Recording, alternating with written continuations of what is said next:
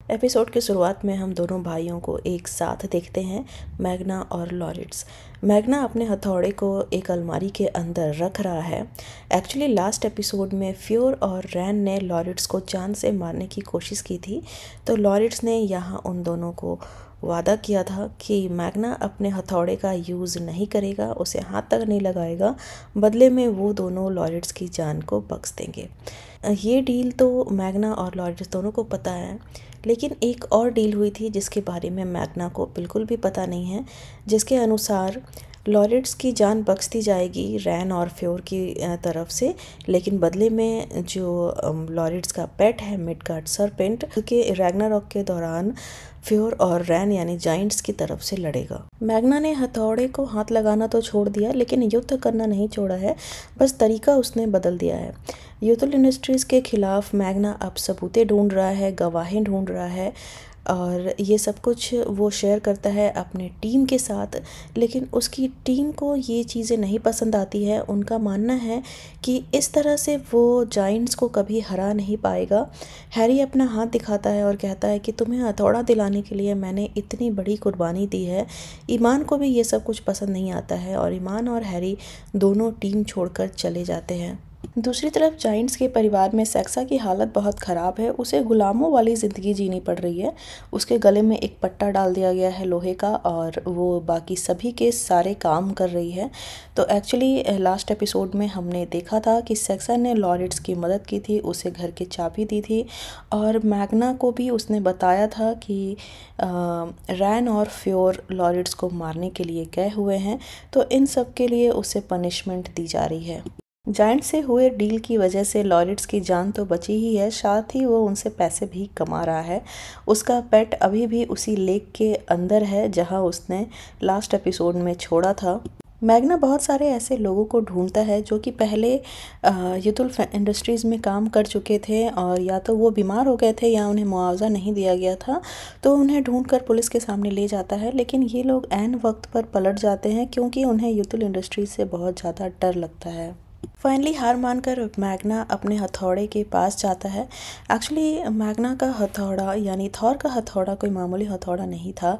ये अपने पावर्स की वजह से थॉर को अपनी तरफ अट्रैक्ट करता था, इसलिए इस हथौड़े से दूर रह पाना मैग्ना के लिए बहुत मुश्किल था। दूसरी तरफ उस लेक में लॉरिट्स का पेट यानी मिडगार्ड सरपेंट धीरे धीरे पल बढ़ रहा है, और एडावासी को इस बारे में बिल्कुल भी कोई आइडिया नहीं है। लोग बिल्कुल नॉर्मल ज़िंदगी जी रहे हैं, लेक के आसपास घूम रहे हैं।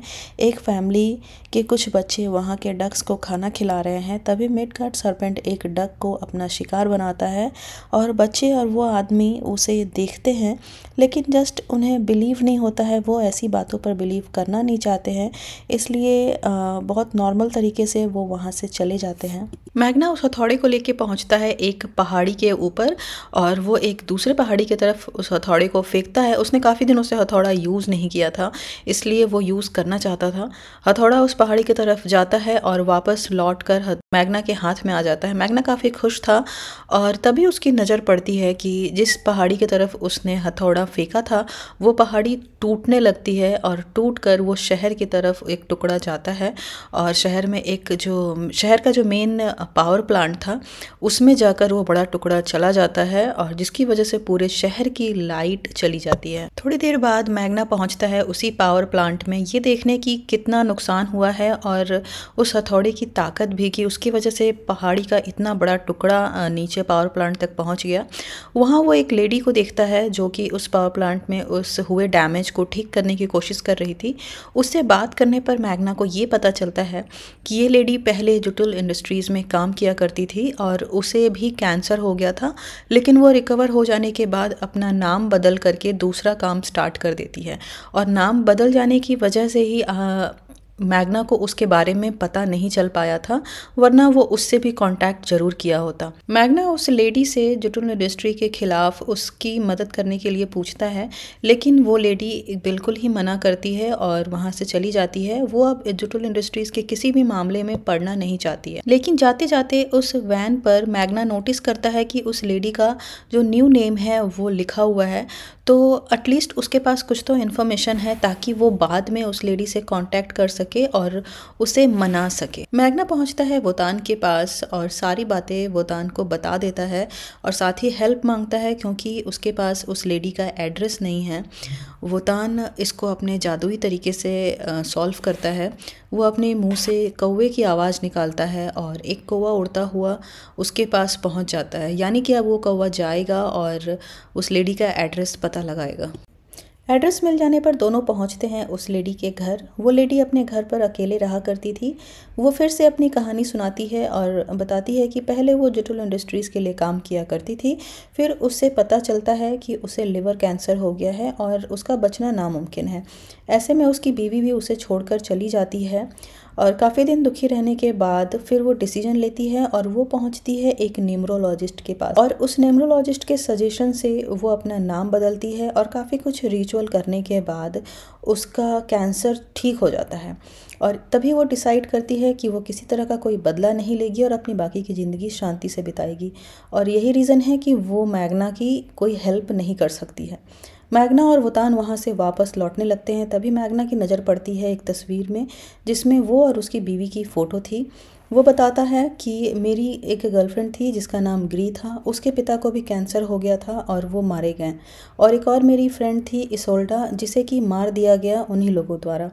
ये सब सुनकर उस लेडी का मन बदलता है और वो मदद करने के लिए तैयार हो जाती है। ट्यूरिड अपनी शादी का गाउन पहनकर अपने दोनों बेटों को दिखा रही होती है। वैसे मैं बता दूं कि ट्यूरिड और मैग्ना के स्कूल के जो प्रोफेसर हैं यानी कि इसोल्डा के फादर, उन दोनों की शादी हो रही है और उसी की तैयारियां चल रही हैं। तो यहाँ गाउन देखकर मैग्ना अपनी माँ की तारीफ़ करता है, कहता है आप बहुत अच्छे लग रहे हो।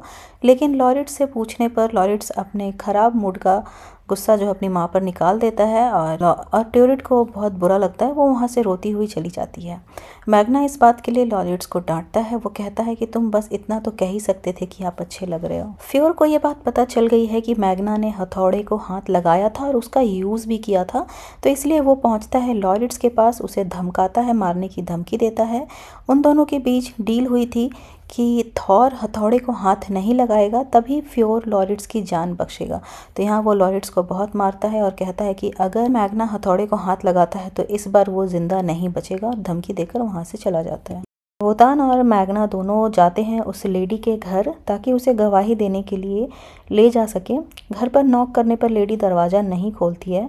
फिर मैग्ना देखता है कि उसका दरवाज़ा पहले से ही खुला हुआ है। वो घर के अंदर आता है तो देखता है कि वो लेडी फ्लोर पे मरी पड़ी है और आसपास की चीज़ें देखकर ऐसा समझ में आता है जैसे वो सीढ़ी के ऊपर चढ़ के लाइट बल्ब चेंज कर रही थी और गलती से शॉक लगा और वो ज़मीन पर गिरी और उसकी डेथ हो गई। तो लेकिन मैग्ना इस बात को डाइजेस्ट नहीं कर पा रहा था क्योंकि वो एक एक्सपर्ट इलेक्ट्रिशियन थी। जस्ट एक बल्ब चेंज करते हुए उसकी डेथ नहीं हो सकती थी। उसको ऐसा फील होता है कि शायद इसके पीछे फ्योर का हाथ है। मैग्ना बहुत ज़्यादा गुस्से में फ्योर के घर पहुंचता है। उसके हाथ में वो हथौड़ा भी होता है और वो डायरेक्ट अटैक करता है फ्योर के ऊपर। उसे तो उठाकर ज़मीन पर पटक देता है वो और उससे क्वेश्चन करता है कि तुमने उस लेडी को क्यों मारा। यहाँ फ्योर बहुत अनजान बनने की कोशिश करता है। वो कॉन्टिन्यूस कहता है कि मुझे नहीं पता तुम किस लेडी के बारे में बात कर रहे हो। लेकिन यहाँ मैग्ना इतने गुस्से में था और उसके ताकत के सामने फ्योर बिल्कुल भी टिक नहीं पा रहा था। फ्योर थॉर के हथौड़े से बहुत ज़्यादा डरा हुआ भी था और तभी वहाँ रैन भी पहुँचती है और मैग्ना अपना गुस्सा दोनों के ऊपर निकालता है। हथौड़े की ताकत के सामने फ्योर और रैन दोनों की ही बोलती बंद हो जाती है। दोनों अपने घुटने पर आकर बैठ जाते हैं और यहाँ मैग्ना उन दोनों को धमकाता है, जान से मार देने की धमकी भी देता है। और उन दोनों को इस तरह से झुका हुआ और डरा हुआ देखकर कहीं ना कहीं मैग्ना को अंदर ही अंदर बहुत मज़ा आ रहा था। वो इन चीज़ों को, इस ताकत को बहुत इंजॉय कर रहा था। मैग्ना घर वापस आता है और लॉरिट्स के सामने टेबल पर वो हथौड़ा रख देता है। हथौड़ा देखकर लॉरिट्स मैग्ना से क्वेश्चन करता है कि तुमने हथौड़े को हाथ लगाया और उसका इस्तेमाल भी किया, तुमने वो डील तोड़ दी जो हमारे बीच हुई थी। इस बात पर मैग्ना कहता है कि मैंने कोई डील नहीं तोड़ी है, फ्योर ने पहले डील तोड़ी। उसने एक मर्डर किया एक लेडी का, इसलिए मैंने हथौड़े को हाथ लगाया और उन दोनों की हिम्मत नहीं है कि वो हम दोनों पर हाथ उठाए, नज़र उठा करके भी देखे। कहीं ना कहीं मैग्ना के ऊपर उस हथौड़े की ताकत का जो नशा है वो चढ़ गया है। लॉरिट्स को भी अपने हथौड़े से डराने की कोशिश करता है। तभी अचानक वहाँ प्रोफेसर और ट्यूरेट दोनों पहुँच जाते हैं और उन दोनों की बात वहीं स्टॉप हो जाती है। यहाँ ये दोनों मैग्ना और लॉरिट्स को एक नया सरप्राइज़ देते हैं। घर का नया नेम प्लेट जिस पर सभी का नाम लिखा होता है उन्हें दिखाते हैं, लेकिन यहाँ लॉरिट्स उन्हें ही शॉक कर देता है क्योंकि वो अचानक बताता है कि अब वो इस घर का पार्ट नहीं है और वो घर छोड़कर जा रहा है। मैग्ना ने फ्योर के घर में जो कुछ भी तोड़ फोड़ मचाई थी, फ्योर और रैन दोनों मिलकर घर की सफाई कर रहे हैं और सेक्सा वहाँ पहुँचती है। सेक्सा कहती है कि मैं तुम दोनों की मदद कर सकती हूँ, मैं मैग्ना से तुम्हारा पीछा छुड़ा सकती हूँ, लेकिन उसके बदले मेरे गले में जो ये पट्टा है इसे पहले खोलना पड़ेगा।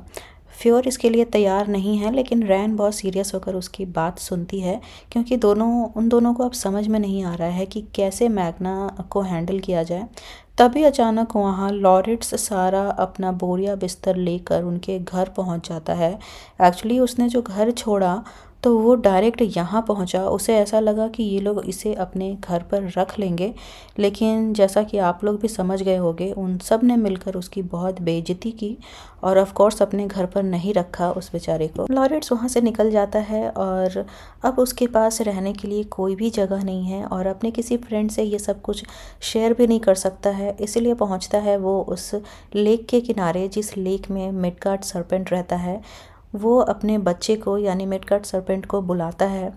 वो वहाँ आ भी जाता है, पानी में ही रहता है नीचे, और फिर लॉरिट्स वहीं सीढ़ियों पे बैठ जाता है और अपने बच्चे से बात करता है। इधर एपिसोड के लास्ट में हमें ईमान को दिखाया जाता है जो कि अपने मैजिकल पावर्स का यूज़ करके दुनिया की सबसे बड़ी सुपर मॉडल ब्यूटी क्वीन बन चुकी है। एक्चुअली उसके पास पावर है कि वो किसी को भी हिप्नोटाइज करके अपने अकॉर्डिंग उससे काम करवा सकती है, और उसके जैसे ही हैरी जिसके पास बहुत सारे ताकत का पावर है, वो पारा ओलंपिक्स में अपने नाम कमा रहा है। यानी कि दोनों ही अपने मैजिक का गलत यूज़ कर रहे हैं। और इधर सेक्सा के गले में जो पट्टा था फाइनली उसे रैन खोल देती है क्योंकि रैन को बिलीव है कि शायद सेक्सा उन दोनों की अब मदद कर सकती है। और इधर मैग्ना आधी रात में उठता है और अपने बैग से हथौड़े को निकालता है, खिड़की की तरफ उसे बाहर करके चमकाता है और आसमान में बिजली कौंध जाती है। यहाँ हम देख पाते हैं कि मैग्ना के सर पे अब हथौड़े की ताकत का जो नशा है वो चढ़ रहा है, और यहाँ ये कहाँ तक जाता है ये नशा और इसका क्या अंजाम होता है ये तो हमें अब आगे के एपिसोड में ही देखने को मिलेगा। और इसी के साथ ये एपिसोड यहीं पर ख़त्म हो जाता है।